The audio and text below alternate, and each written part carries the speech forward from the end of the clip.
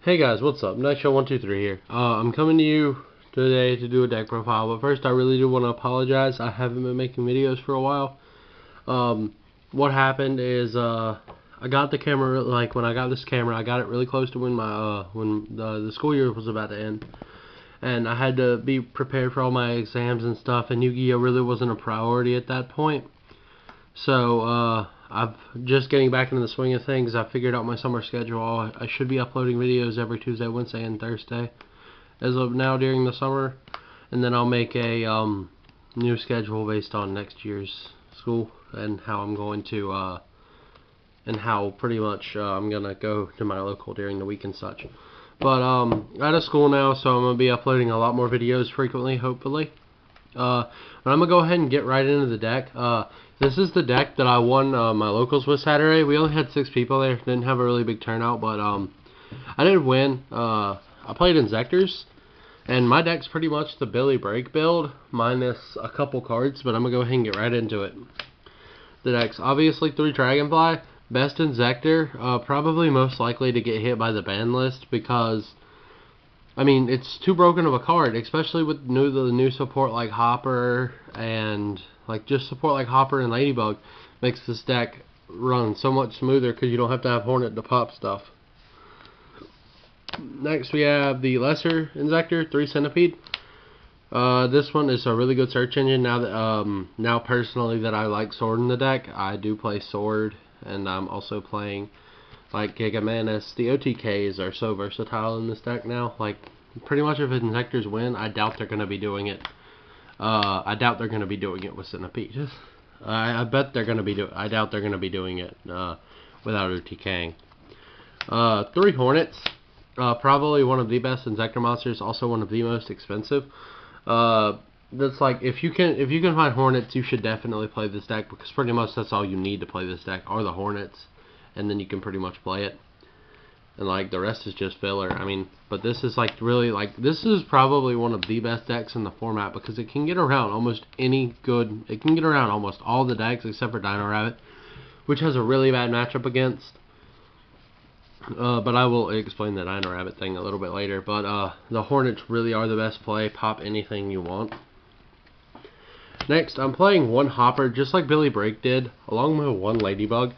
The 1 Hopper really did help me Saturday. It let me swing for game because I was playing a guy that played Infernities. He's my teammate on the Sesame Street Swag District. I had to play him, and we kept telling him that he was going to get wrecked by Valor, and he started playing Infernity Guardian, and I don't even know why he did that. But what he did is pretty much what I would do is I was like, okay, so I'd summon Centipede, and I Horneted his back row and searched for Hopper, and I had Dragonfly in hand. So next turn I was able to equip and swing and get Centipede, pop his other set back row for next turn, equip the giga-mantis, search for giga-mantis off the Centipede, and then I equipped get Centipede or giga-mantis to Dragonfly, and I swung over the Guardian for game because I could get over it. That was this card. That was probably one of my favorite plays of the day. If you could understand exactly what I said, because I didn't even understand myself. Now let's move on to Ladybug. Ladybug really did not put in as much help as it could have. It didn't really help me make the level 5 synchros or the XCs that I play. Especially Saturday. I never actually really have an excuse to use it unless if it's the only one in the graveyard, then that's normally when I start going into the level 5s, but other than that, it's really not that great. I've seen a friend of mine, he's played 3 in a deck, and I was just I couldn't see how he did it. It hurts me to play 2.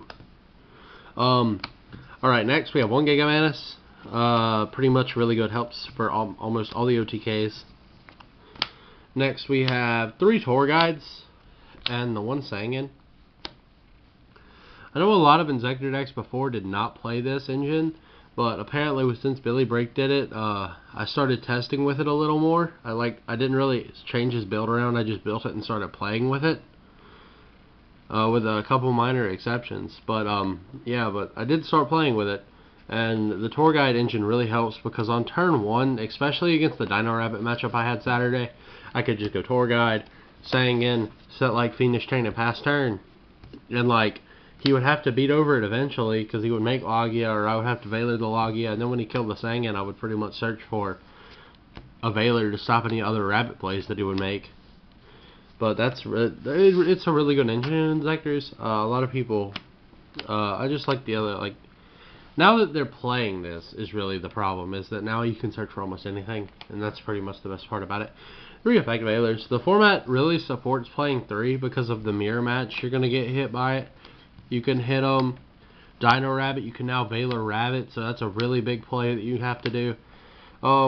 Another thing is you're going to get Veilered a lot because a lot of decks in this format play 3 Veilers, but it's really not a problem. As long as you're conservative enough, you will be absolutely fine with playing around it.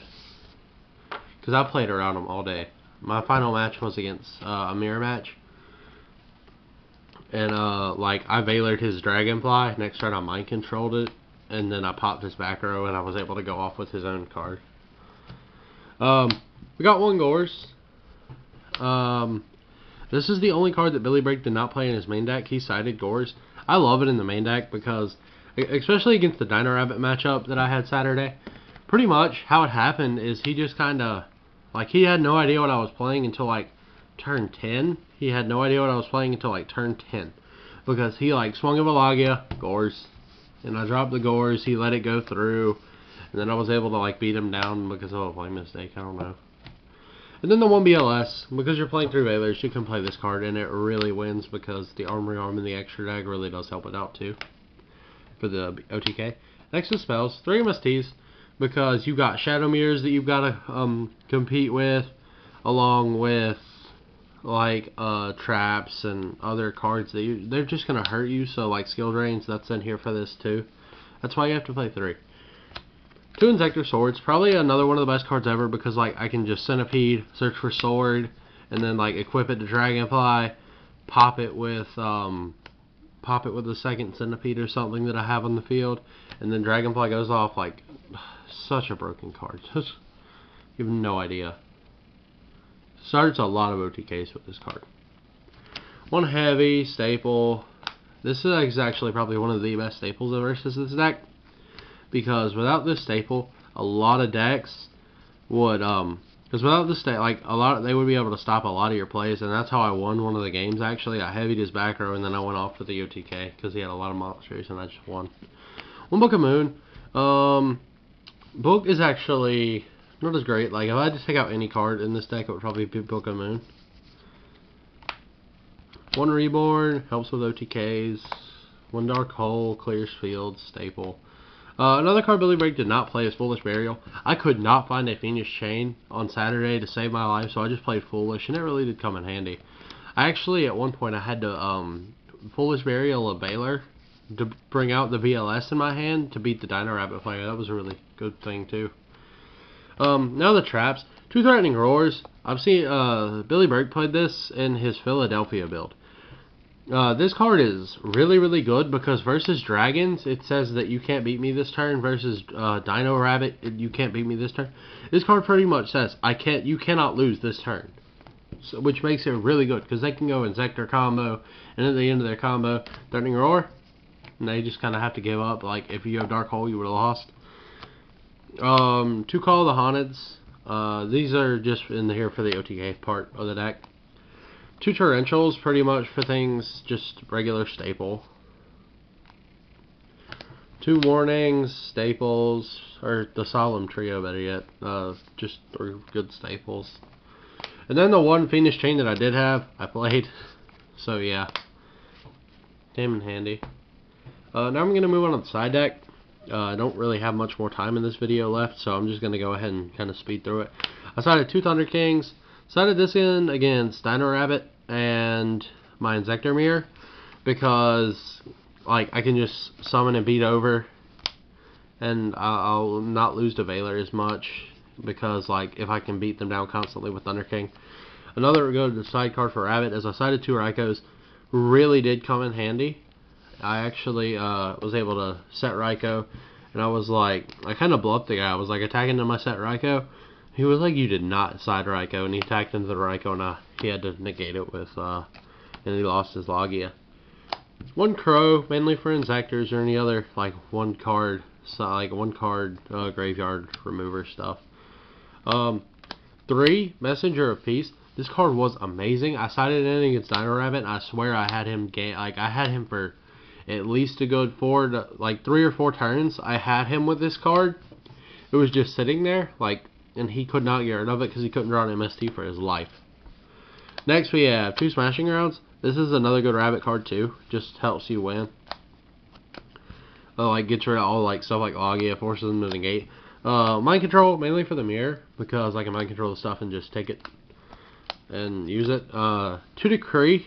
This card really came in handy versus Infernities. He had a hand of all traps, no monsters, and I had he was just he went and he tried to Infernity break or something, and I was like, roll Decree, and it negated it, and he just couldn't do anything. 1 Chain Disappearance. For any deck that I think it's going to be good against, it's really good for Inzektors, because the guy that I had played the guy a lot, and he will occasionally he'll drop Dragonfly, and I'll be like, Chain Disappearance, and he would lose Dragonflies. It's really funny. And then 1 Dose Tornado, again, for the reason that you're going to have to play against Shadow Mirror, so you're just going to have to deal with it. So yeah, that's why that's there. Now onto the extra deck. I run 1 Gaia, the Dragon Charger, Thunder Charger, or whatever, just because it makes all my dead rank 5s, it makes them valid for play again, and it just helps. 1 Tyrus. I chose to play this because it's a really good card. Adrius, this is the one that Billy Break did not play Adrius. I chose to play Adrius because I couldn't find another card to play, for one thing. 1, because I don't have Zen mains, and that was a real problem Saturday, so I'm just going to put this in here. 1 Crimson Ninja. This card put in so much work. The 1 time that I ever brought it out in total, not even counting Saturday's tournament, I would just bring it out, and I would detach its material, and I would swing, because he added Mirror Force with Duality. So I was just XC, detach, swing, and he would have to take it because he wouldn't Mirror Force. 1 Inzektor Exostag. This card is probably one of the best Inzektor cards ever. Just because, Exostag did, just take your opponent's monsters, take PLS, take anything you freaking want. That makes this card so amazing. 1 Utopia, never really brought it out. 1 Leviathan, just because it's a Leviathan. These are the 2 places where the Zen main should have gone, but I didn't have them, so they just kind of sat there. 2 Leviers, because if your opponent removes stuff, you have to bring it back some way. 1 Giga Brilliant, just because, make those OTK fields even bigger. 1 Acid Golem. Had to bring him out once to Suicide with a BLS, and then I reborned the Dragonfly and went off from there. 1 Tempo.